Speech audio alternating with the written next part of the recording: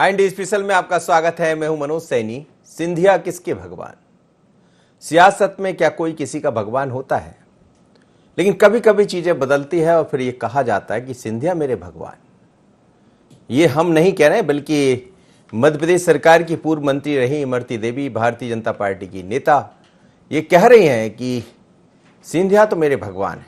और हमने देखा जब पार्टी बदली उन्होंने उसके बीच नहीं बदलने के कई दौर ऐसे आए तो लगातार उन्होंने ये कहता रहा है कि सिंधिया जो कहेंगे मैं वही करूंगी।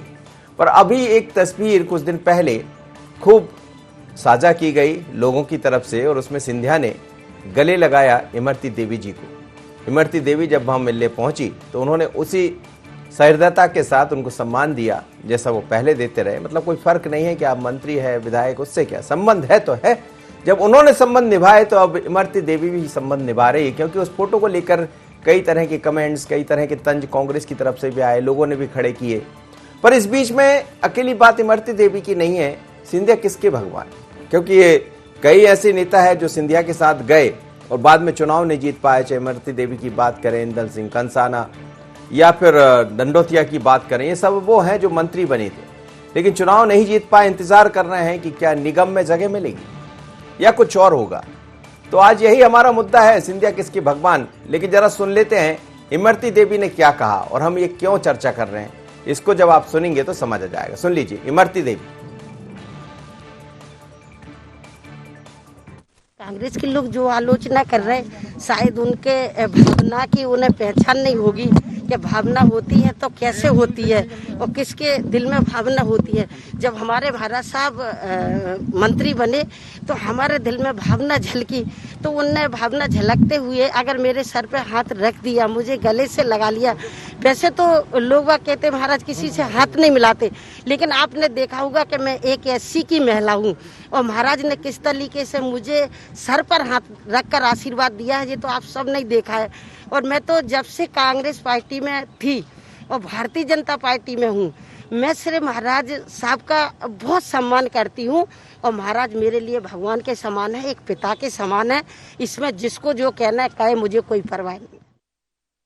चलिए, तो सुना आपने इमरती देवी को। वो कह रही थी कि महाराज साहब तो मेरे लिए भगवान ही है। मैं जब कांग्रेस में ज्वाइन किया तो उस समय महाराज के कारण ही मैंने ज्वाइन किया था, लेकिन ये मैं कह सकती हूँ कि महाराज मेरे भगवान हैं और रहेंगे। तो यही ऐसा समर्पण बहुत कम दिखाई देता है। यशपाल सिसोदिया मेरे साथ जुड़ रहे हैं, भारतीय जनता पार्टी के विधायक है, और साथ ही अजीत भदौरिया जी जुड़ रहे हैं। आप सभी मेहमानों का बहुत स्वागत है। यशपाल जी, आप लोग भी लंबे समय से है राजनीति में, लेकिन ऐसा सम्मान, ऐसी बातें बहुत कम देखने को मिलती है। फिर भले सवाल उठते रहे, लेकिन कोई महिला, दलित महिला जब मिलने जाए, सिंधिया जी सम्मान कर दे, और उसके बाद उससे पहले भी उन्होंने कहा था कि वो कहेंगे तो मैं कुएं में कूद जाऊंगी। अभी भी वो कह रही है भगवान है।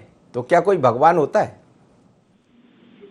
देखिए, भगवान से तात्पर्य मनोज जी, उनकी श्रद्धा है, उनकी भाव है, उनकी भावना है। और अगर वो सम्मानजनक दृष्टिकोण से उनको भगवान का तुल्य, या यूं कहें कि पिता तुल्य, या उन्होंने कहा, मैंने आपका भी देखा, सुन रहा था मैं, उन्होंने कभी मैं तो उनको पूरा सम्मान मुझे देते हैं, मेरे सर पर हाथ रखते हैं, मेरे पिता तुल्य हैं। और उन्होंने स्वयं में कहा, इमरती देवी ने, कि एक दलित महिला को भी जिस प्रकार से वे स्नेह और आशीर्वाद और सम्मान देते हैं, तो निश्चित से वो इमरती देवी जी का जो बयान है वो भगवान से तात्पर्य ये नहीं हो गया मनोज जी के किसी ईश्वर से उन्होंने उसकी तुलना कर दी है। वो उनकी श्रद्धा का केंद्र है, श्रद्धा की भाव और भावना है। और जब श्रद्धा की भाव और भावना होती है तो कहने में आता है कि मेरे तो भगवान के बराबर है, ये तो ईश्वर तुल्य है। हम नहीं कहते किसी को कि मेरे पिता तुल्य है, तो इसका मतलब थोड़ी होगा कि उसके पिता ही हो गए।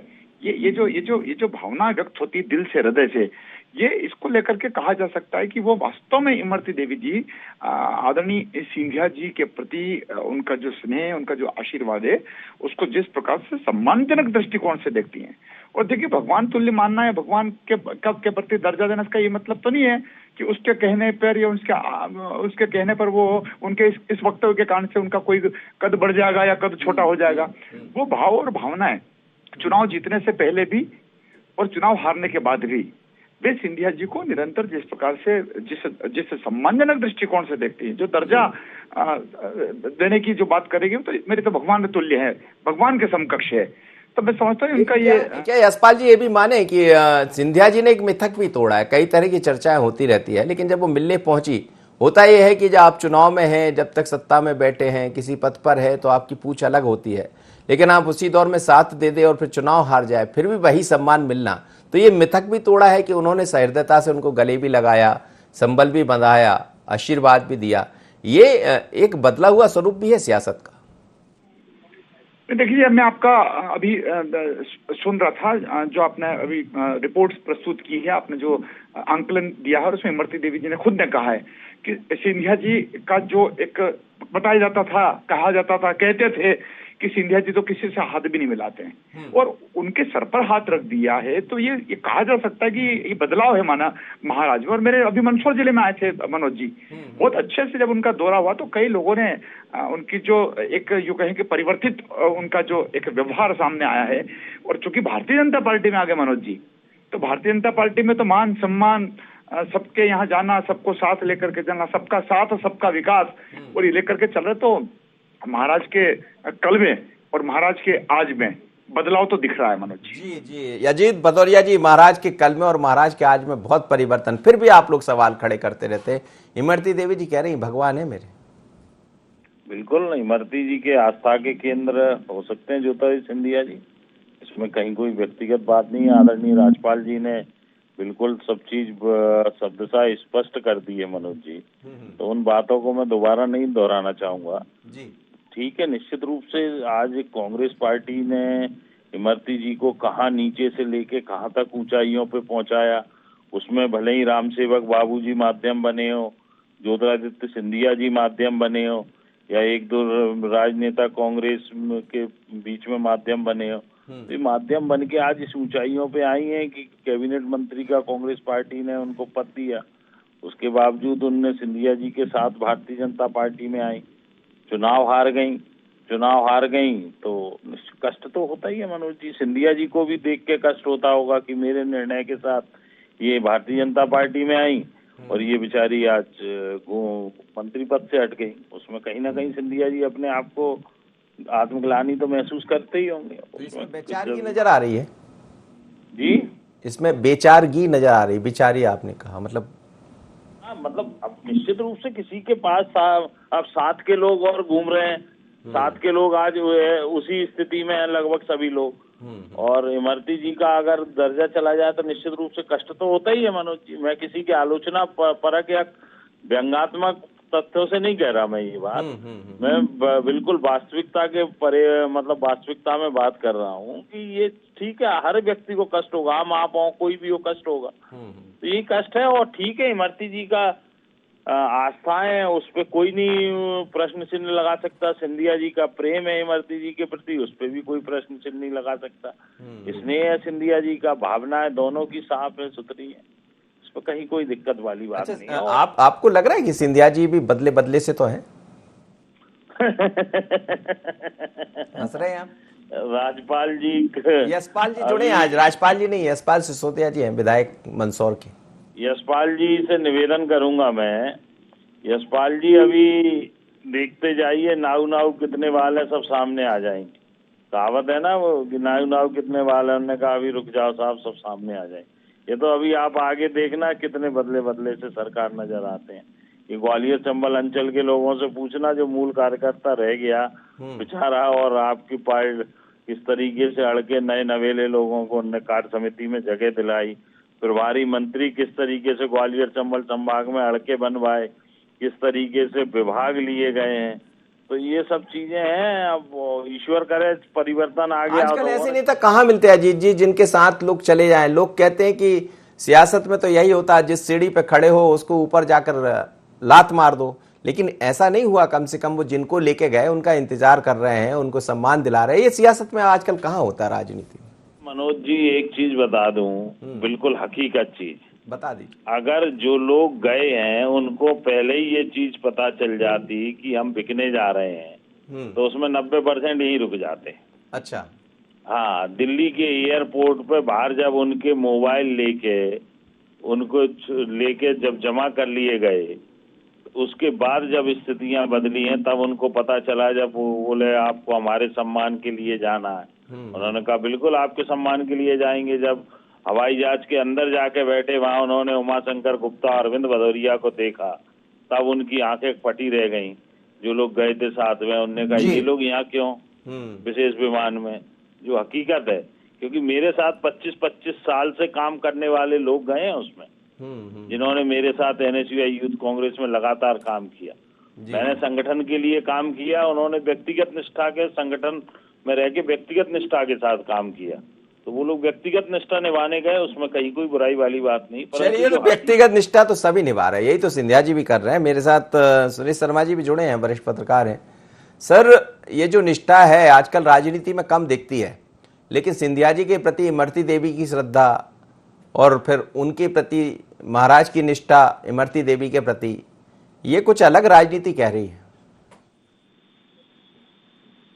देखिए, सिंधिया जी का जो तरीका है काम करने का, पहले कांग्रेस में थे तो अलग है, भाजपा में आए हैं तो अलग है, और उसी अलग जो तरीका है उसके अंतर्गत जो है, और उन्होंने इमरती देवी जी के साथ जो व्यवहार किया है, जो सम्मान दिया है, जो अपनापन दर्शाया है, और इसके पीछे एक विचार, कहीं कहीं राजनीति में संदेश होते हैं। तो इसमें संदेश मूलतः ये है कि आपको चिंता करने की आवश्यकता नहीं है, आपका कहीं न कहीं समायोजन किया जा रहा है। ये एक राजनीतिक संदेश है, इतना नजदीक गले लगा के बात करने का सीधा सीधा ये। तो मुझे लगता है कि ये कहीं न कहीं थोड़े दिन में इसके हमें परिणाम भी सामने दिखाई दे जाएंगे।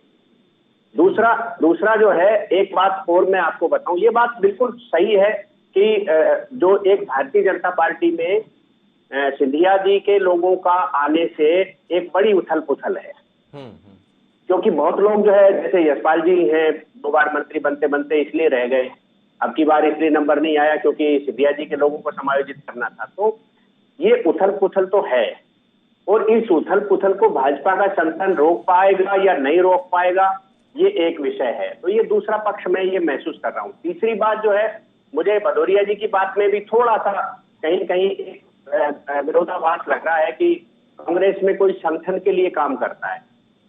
कांग्रेस में जो काम करता है वो या तो अपने क्षेत्रीय छत्रप के लिए काम करता है या फिर सीधे गांधी परिवार के लिए काम करता है। तो यहाँ जो है संगठन के लिए काम करने वालों की नहीं, जो लोग संगठन के लिए काम करते हैं, इसका मतलब ये हो गया कि वो गांधी परिवार के प्रति आस्था रखते हैं और वो अपना नीचे एक नया समूह बनाने की तैयारी कर रहे हैं। जैसे दिग्विजय सिंह जी की आप बात सुनिए, वो हमेशा कहते हैं कि वो तो गांधी परिवार जो तय करेगा वो मेरे लिए है, लेकिन वो नीचे अपना एक समूह बनाए हुए हैं। तो जो ये एक तरीका है वहां राजनीति में। अब भदौरिया जी ग्वालियर चंबल में ये संभावना देख रहे होंगे कि सिंधिया जी चले गए तो अब मेरा समूह बन जाए यहाँ बढ़िया, और मैं जो है सिंधिया को रिप्लेस कर दूं। तो ये एक विचार हो सकता है। लेकिन कांग्रेस में कोई संगठन के लिए काम करता है, क्योंकि मनोज जी आप तो बहुत पुराने पत्रकार हैं और आपने बहुत दुनिया देखी है, मेरे को भी 30 बरस हो गए। कांग्रेस में कभी ये कहा ही नहीं जाता कि हम संगठन है। हाँ, तो हमेशा ये कहता है कि कांग्रेस तो एक समूह है और उस समूह में लीडरशिप जो है उस समूह का नेतृत्व करती है और वो आगे बढ़ता चला जाता है। बड़े खुले मन से कहा जाता है, बड़े खुले मन से लगता है कि दिग्विजय सिंह का आदमी है, कमलनाथ का आदमी, ये बहुत कहा जाता है। ये बात सही कह रहे हैं जी। भाजपा में आप कह दीजिए ये शिवराज का आदमी और ये कैलाश विजयवर्गीय का आदमी है, तो आदमी झेपता है एक बार। वो कहता है कि आप भाई साहब ऐसा मत कहिए, क्या निपटाना है क्या मुझे? नहीं, मैं बिल्कुल सम्मान करता हूँ और मैं चाहता हूँ भगवान की कृपा इन पे हो और ये अच्छे स्थान पर जाएं, क्योंकि ग्वालियर में और है भी कहाँ, रिप्लेस तो करना ही पड़ेगा ना किसी को। कौन है बताइए आप? जी बिल्कुल। चलिए मैं आ रहा हूँ। यशपाल जी कुछ कह रहे थे कि बदले से नजर आते हैं सरकार अजीत भदौरिया जी, लेकिन ये भी कह रहे थे बाद में एक और कहावत उनने सुनाई थी, अब मैं नहीं कह रहा हूँ, आपने सुन ली होगी, कुछ कह दीजिए आप। देखिए, मुझको तो ये लगता है मनोज जी के कांग्रेस और कांग्रेस के सारे लीडर्स मध्य प्रदेश के और यहाँ तक कि केंद्र में भी मैं जोर देकर के कह रहा हूँ, सिंधिया जी के मध्य प्रदेश में आकर के अपनी सक्रिय भूमिका के साथ और सेंट्रल में मोदी जी के साथ मंत्रिमंडल में जो स्थान पा लिया है उसके कारण से भूचाल है। तो कांग्रेस तो देखिए कुछ न कुछ कर करके, और सिंधिया जी की जो अच्छाइयां थी उसको तो बता नहीं रहे और कमियां को लेकर के इसके तो मेरा ये कहना रहेगा, भदौरिया जी से आपसे पूछना चाहूंगा कि जब महाराज इतने गलत थे तो फिर आप इतने वर्षों से उनको किस प्रकार से क्यों स्वीकारोक्ति प्रदान कर रहे थे?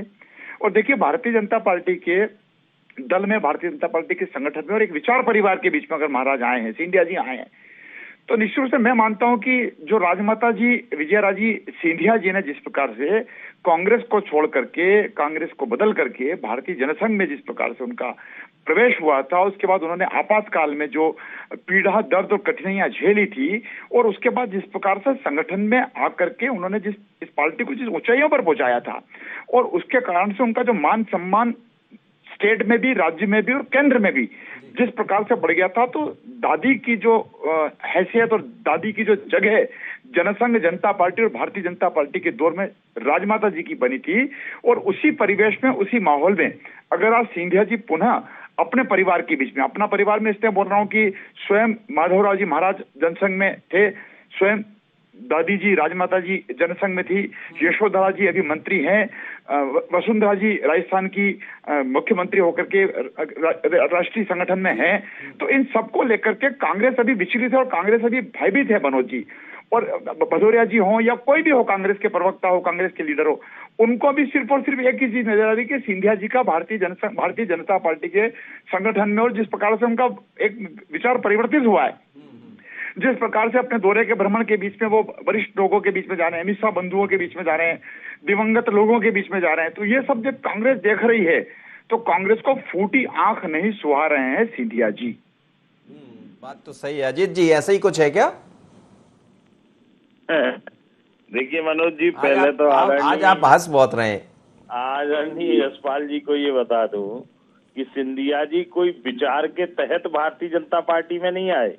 सिंधिया जी अनुबंध के तहत भारतीय जनता पार्टी में आए, और सिंधिया जी भारतीय जनता पार्टी को मुबारक हो, बेहद मुबारक हो, वो दिल्ली से लेके भोपाल तक मुबारक हो। आप तो लगता है आपको मुबारक देना ही पड़ेगा, आप कुछ बचा भी नहीं। आप क्या सोच रहे हैं कि मुबारक देने इसके वापस जाएंगे? मेरी बात हो जाने दीजिए, कहिए ना। और कांग्रेस पार्टी को कहीं कोई लेना देना नहीं है आदरणीय यशपाल जी, बिल्कुल साफ सुथरी बात बता दूं। क्योंकि अगर भारतीय जनता पार्टी और नरेंद्र मोदी इतने ज्यादा हितैषी या उनकी इतनी योग्यता समझ रहे होते तो एक ऐसा खोखला विभाग नहीं देते एविएशन के रूप में, जिस विभाग में करने के लिए कुछ नहीं है जनता के। सर, कोर कमेटी में शामिल हो गए वो प्रधानमंत्री जी के, बताया 7-8 लोग जो रहते उसमें भी शामिल कर लिया उनको। वो तो अच्छी बात है ना, मैं तो कह रहा हूँ प्रधानमंत्री बना दे भारतीय जनता पार्टी, अगर इतना अच्छा भारतीय जनता पार्टी को। अब आप अपनी पुरानी वो निकाल रहे हैं, आप प्रधानमंत्री बना दे क्या? मेरी बात तो सुन लीजिए पूरी। ऐसी कोर कमेटियों में कितने मेंबर हैं? आप मुझे बताइए, एक डिपार्टमेंट ऐसा दे देते जिससे कुछ मध्य प्रदेश का भला होता, जनता का भला होता। हवाई खोखला डिपार्टमेंट क्यों दे दिया? फिर भी हवाई दे दी ना मध्य प्रदेश को उन्होंने। दूसरे दिन, और सुनिए, मैं आपको दूसरा सुरेश जी से निवेदन करूं कि सुरेश जी ने कांग्रेस की तो बहुत अच्छी व्याख्या कर दी कि दिग्विजय सिंह अपना समूह बना रहे हैं। भारतीय जनता पार्टी में समूह नजर नहीं आ रहा। सुरेश जी, आप तो वरिष्ठ पत्रकार हैं, ग्वालियर चंबल अंचल के किसी मित्र से एनालिसिस कर लेना। पूरी खबरें ये हैं कि यहाँ तो नरेंद्र सिंह तोमर के समूह को मिटाने के लिए ज्योतिरादित्य सिंधिया का समूह हावी है। पूरी भारतीय जनता पार्टी में पूरे समूह चल रहे हैं, छत्रप चल रहे हैं, कबीलाई संस्कृति चल रही है। कैलाश विजयवर्गीय के चक्कर में ही रमेश मेंदोला जैसे सीनियर से और सबसे ज्यादा मतों से जीतने वाले व्यक्ति को मंत्री नहीं बनाया जा रहा है इंदौर में, सिर्फ क्योंकि वो उसके समूह में, कैलाश विजयवर्गीय के समूह में। तो ऐसे अनेकों समूह भारतीय जनता पार्टी में है। मेरा बहुत विनम्रता से अनुरोध है कि कांग्रेस का आकलन करते हो तो निष्पक्ष होकर दूसरी राजनीतिक दलों का भी आकलन करना चाहिए हमको। सुरेश सर, मैं सबसे पहले तो कोई स्पष्टीकरण नहीं है। जब ये आप हमें भेजोगे गूगल उस पर, यूट्यूब पर, तो आदरणीय भदौरिया जी से मैं कहूंगा कि मैंने जो बोला है उसको एक बार पूरा सुने, और यदि पूरा सुनने के बाद आपको आत्मगिलानी नहीं होगी आपके सेंटेंस पर तो मुझे फोन करके कह देना। उसका कारण ये है कि आपने जो बात कही है वो मैंने अपने इस वक्तव्य में कही है वो सारी बात। और एक तो ये, दूसरा मैं ये कहना चाहता हूं कि मुझे मनोज जी 5 बड़े नेताओं की कहानी याद है। अर्जुन सिंह जी की याद है, ज्योतिरादित्य माधवराव सिंधिया जी की याद है, उमा भारती जी की याद है, वीरेंद्र कुमार सकलेचा जी की याद है, और उसके बाद अब ज्योतिरादित्य सिंधिया जी की याद है। ये 5 नेता जो है अपने दलों को छोड़ करके अन्य पार्टियों में गए। केवल उनमें से एक नेता ऐसे थे, उमा भारती जी के साथ गौरीशंकर सेजवार जी का जाना हुआ, एक आध विधायक का और जाना हुआ, लेकिन वो लोग पार्टी छोड़ करके नहीं गए। अर्जुन सिंह जी के साथ केवल इंद्रजीत पटेल जबलपुर की सभा में गए थे, कोई और विधायक नहीं था, जबकि 11 से ज्यादा विधायकों की उस समय उनके पास सूची थी और उन्होंने जो है लेक व्यू अशोका के होटल के उसमें जो है पत्रकार वार्ता में उन्होंने अपना ऐलान किया था कि मेरे साथ 11 विधायक आने वाले हैं, लेकिन केवल इंद्रजीत पटेल आए। केवल माधवराव ज्योतिरादित्य सिंधिया ऐसे नेता हैं जिसके साथ 6 मंत्रियों ने त्याग पत्र देकर के गए, और कितने विधायक थे? 21-22। ये इतना बड़ा इतिहास किसी भी नेता के मध्य प्रदेश के नाम नहीं है कि जिसके कारण छोड़ करके चले जाए। तो इसलिए केवल आलोचना करने का कारण बनता है कि जब आपकी राजनीतिक पार्टी, आपकी पार्टी में से इतना बड़ा वैक्यूम हो गया तो स्वाभाविक जो है ये हो रहा है। इसलिए ये अजीत जी की टिप्पणी से कोई बहुत, मुझे नहीं लगता कि वो खींच तो निकलेगी, तो निकलने दीजिए, किसी पर भी निकल सकती है वो। अब मैं ये कहना चाह रहा हूं कि इमरती देवी जी का अपने संबंध है, उनके राजनीतिक संबंध है, राजनीतिक जो एक प्रकार का राजनीतिक समर्पण है जो मंत्री पद छोड़ करके भी उन्होंने दिखाया है। ठीक बात। तो इसलिए जो उनको प्रतिफल मिलना चाहिए वो अवश्य सिंधिया जी दिलाएंगे, मुझे ऐसा अनुमान। जी जी जी। मैं तो आपको मालूम है कि वो तो समर्थकों को निगम मंडल के लिए बात कर रहे हैं कि इनका जल्दी से ताजपोशी करा। हमने ये इसलिए इसका नाम दिया किसके भगवान सिंधिया, क्योंकि बहुत सारे लोग हैं जो उनके कारण छोड़कर चले गए, और ये बात सच है कि दिलाना भी चाहिए, हक बनता है उनका। आपके लिए सत्ता छोड़ दी, पद छोड़ दिया, तो अब दावा तो बिल्कुल उनका बनता है सर। मनोज जी, आपको याद होगा कि जो आज भाजपा में कांग्रेस से गए लोग प्रवक्ता भी बन गए हैं और मेरे साथ टीवी चैनल पर बैठते थे, तो मुझे बार बार ऐसे ही बोलते थे जैसे अजीत जी बोल रहे हैं। लेकिन आज वो वही भाषा बोल रहे हैं जो मेरे ऊपर आरोप लगाया करते थे। तो राजनीति है ये, राजनीति में जो बोला जा रहा है वो वही होता है, ऐसा मुझे आज तक अनुभव नहीं हुआ है। चलिए अजीत जी, पहले मैं अब आपसे ही बात कर लेता हूं। आपने सुन लिया, आपका जवाब मिल गया? नहीं मिला, हालांकि नहीं मिला। सुरेश जी बहुत वरिष्ठ हैं, इसलिए उन्होंने बात, मैंने सुरेश जी को किस संदर्भ में कहा? मैंने आदरणीय सुरेश जी को उस संदर्भ में कहा जिसमें उन्होंने कहा था कि कांग्रेस पार्टी में कोई संगठन के लिए कार्य नहीं करता। मैंने उस चीज पे कहा। आपने ले जाके कि सिंधिया के साथ 25 चले गए, अरे 50 चले गए। नहीं, उन्होंने यही, आप भी नहीं समझे, उन्होंने कहा तो यही। सर समझा दीजिए। नहीं, मैंने तो ये कहा है, जो गुटबाजी का प्रश्न है, मैंने तो भाजपा की गुटबाजी का भी उल्लेख किया है। आप नहीं सुन पाए, ये आपकी कमी है। आप टीवी पे बैठ के इधर उधर देखते होंगे, ये आपका स्वभाव हो सकता है, मुझे नहीं मालूम। मैं तो सबको पूरा सुनता हूँ। नहीं, आज तो घर में बैठ के बात कर रहे हैं वो आज। और अजीत जी घर में आप सम्मानजनक तरीके से बैठे होंगे, पूरा विश्वास है मुझे। लेकिन मैं कहना ये चाहता हूँ कि जो बात आप कह रहे हो मैंने उसका उल्लेख किया है, क्योंकि संदर्भ सिंधिया और इमरती देवी का है, इसलिए भाजपा की गुटबाजी गिनाने का समय नहीं है ये। जी। और भाजपा की गुटबाजी का मैंने उल्लेख किया है मेरे वक्तव्य में, लेकिन मैं उसको बहुत एलिब्रेट करूं इसकी मुझे आवश्यकता इसलिए नहीं लग रही कि वो सब्जेक्ट नहीं है। नहीं, सब्जेक्ट तो यही है कि क्या सियासत बढ़े। यशपाल जी, आप भी लंबे समय से काम कर रहे हैं, जो आपने भी माना इस चीज को, जब सिंधिया मंदसौर पहुंचे तो आपको भी बदले से तो नजर आए। लेकिन ये जो अपने लोगों को संभाल कर चलना, क्या आने वाले दिनों में अब कुछ जल्द होने वाला है जो लोग उम्मीद लगाकर बैठे हैं? देखिए मनोज जी, भारतीय जनता पार्टी में जो कुछ होता है संगठन तय करता है। अपने कयास लगाने से और अपने बात करने से या अपन विचारों में इसको प्रतिपादित नहीं कर सकते। लेकिन मैं भदौरिया जी से एक बात जरूर पूछना चाहूंगा आपके माध्यम से, कृपा करके स्पष्ट कर दें वे भी, क्योंकि उन्होंने कहा कि सिंधिया जी की क्या गत बनाई है सेंट्रल ने, भारतीय जनता पार्टी ने उनको खोखला डिपार्टमेंट दे दिया। तो क्या कांग्रेस ने माधवराव जी सिंधिया जी को यही विभाग 30 बरस पहले दिया था? तो क्या माधवराव जी सिंधिया के साथ भी इन्होंने इसी प्रकार से धोखा किया था और खोखला डिपार्टमेंट दिया था? और आज जब हम देख रहे हैं तो एक हफ्ते के अंदर जबलपुर का कद बढ़ा है उड्डयन विभाग के माध्यम से, ग्वालियर का कद बढ़ा है, ग्वालियर से सूरत, ग्वालियर से पूना, जबलपुर से दिल्ली। ये जो फ्लाइट्स और जो व्यवस्थाएं मिल रही है, ये डिपार्टमेंट आम जनता का नहीं हो सकता है, लेकिन देश भर में और विदेश तक इसकी जो उड़ानें हैं उसको लेकर के कहीं ना कहीं सम्मान तो मिला है। लेकिन भदौरिया जी इस बात को जरूर स्पष्ट करें। जल्दी से कर दीजिए भदौरिया जी, समय नहीं है मेरे पास वैसे स्पष्ट। भदौरिया जी चलिए, वो जोड़ नहीं रहे। अब स्पष्ट ये है कि जब आप सभी मेहमानों को बहुत बहुत धन्यवाद, आप मेरे साथ जुड़े। लेकिन सिंधिया किसके भगवान, ये बड़ा सवाल है। और खुद इमरती देवी ने ये कहा है कि वो मेरे भगवान की तरह हैं, क्योंकि मैं उनके कारण गई और महाराज सिंधिया मुझे लेकर आए थे राजनीति में। उसके बाद जो ऊंचाइयां मुझे मिली है वो उन्हीं के कारण मिली। और जब उन्होंने कहा कि पार्टी के लिए क्या करना है तो फिर मैंने पार्टी भी छोड़ दी। आज भी मैं उन्हीं के साथ हूं, लेकिन खुश इसलिए हूं कि जब मैं उनसे मिलने पहुंची तो इतने बड़े व्यक्ति मेरे सर पर हाथ रखते हैं, मुझे संबल देते हैं, और जो व्यवहार उनका पहले था वो आज भी है। इसीलिए वो कह रहे हैं कि सिंधिया मेरे भगवान है।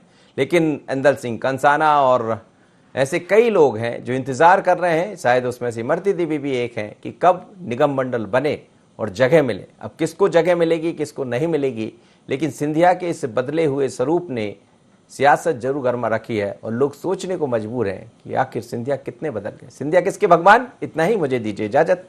बने रहिए IND 24 पर।